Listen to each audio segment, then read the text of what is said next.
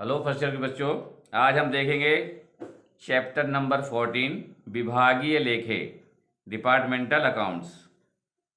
आजकल व्यापार बहुत बड़े बड़े पैमाने पर चलाए जा रहे हैं।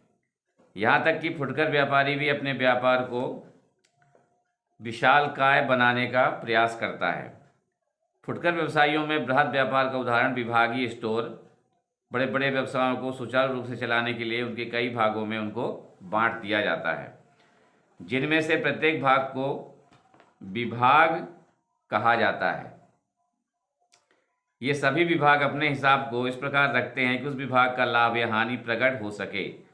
बड़ी बड़ी निर्माणक संस्थाएं भी अपने निर्माण कार्य को सुचारू रूप से चलाने के लिए विभिन्न विभाग बनाती हैं और प्रत्येक विभाग पर उचित नियंत्रण रखती हैं।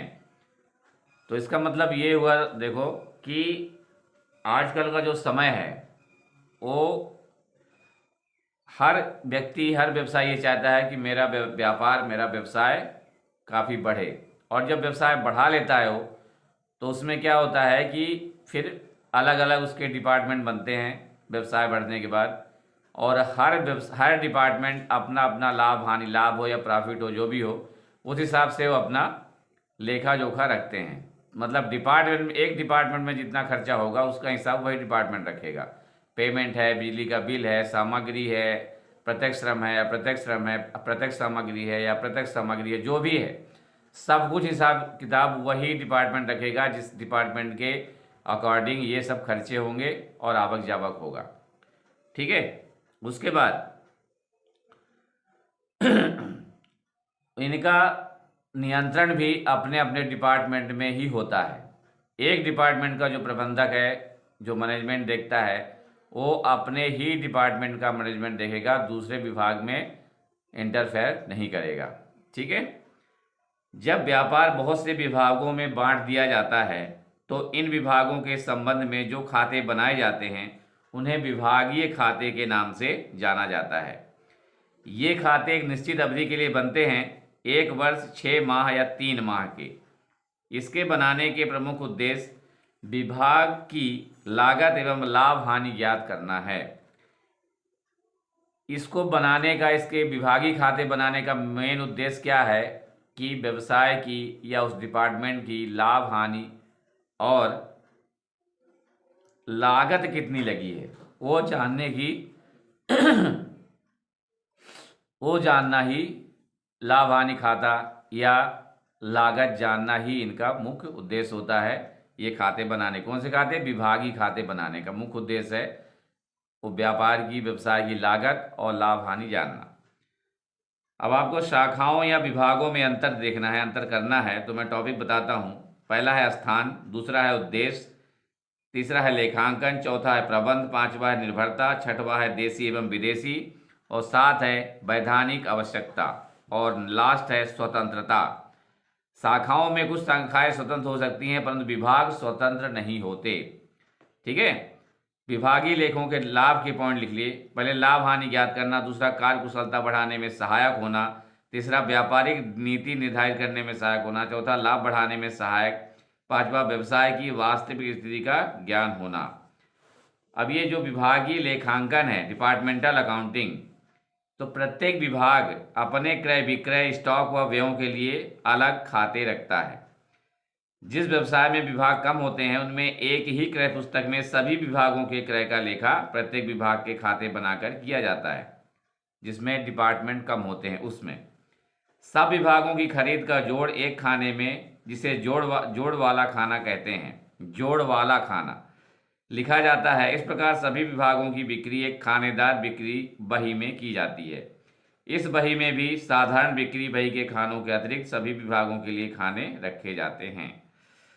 अब विभागीय क्रय विक्रय पुस्तकों के जो नमूने हैं उसमें पहला आएगा डेट, दूसरा आएगा पर्टिकुलर, और तीसरा छोटा खाना बनेगा, उसमें आएगा इनवर्ड इनवॉइस नंबर, फिर आएगा LF, फिर आएगा टोटल, फिर डिपार्टमेंट ABCD जो भी आएगा। ठीक है, 4 डिपार्टमेंट होंगे, लेकिन उससे पहले बनेगा date, particular, invoice number, LF और अमाउंट। ठीक है। मतलब अमाउंट का मतलब है टोटल, जो भी है जितना टोटल होगा वो टोटल में लिखा जाएगा। तो डेट हो गया, पर्टिकुलर हो गया, इनवॉइस नंबर हो गया, और आपका क्या LF हो गया और टोटल।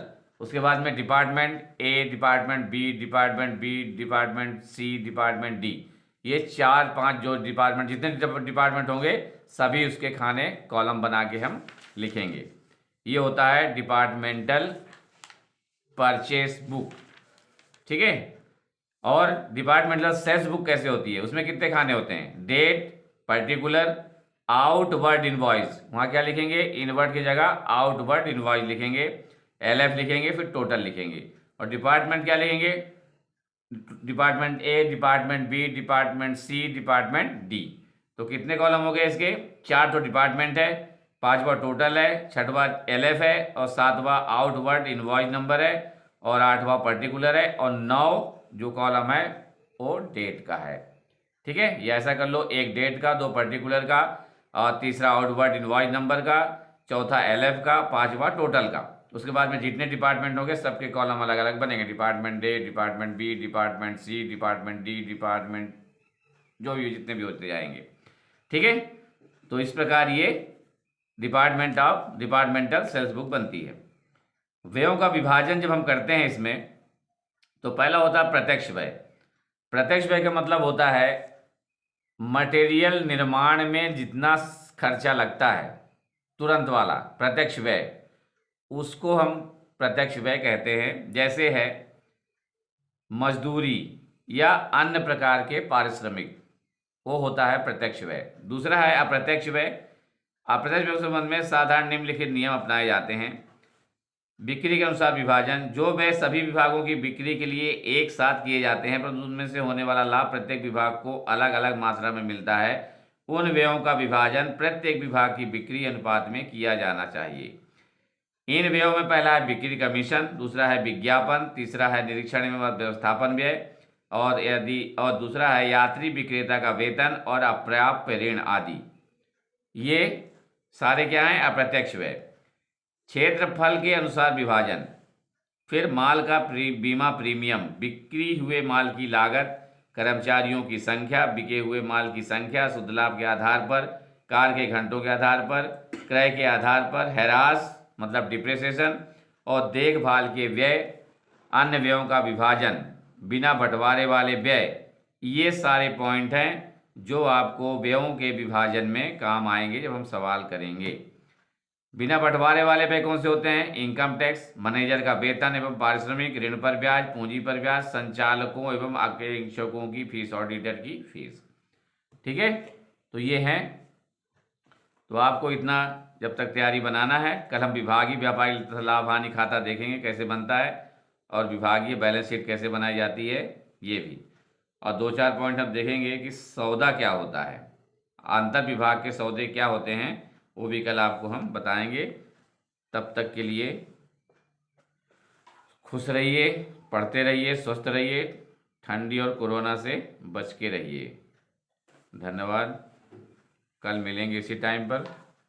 शुक्रिया।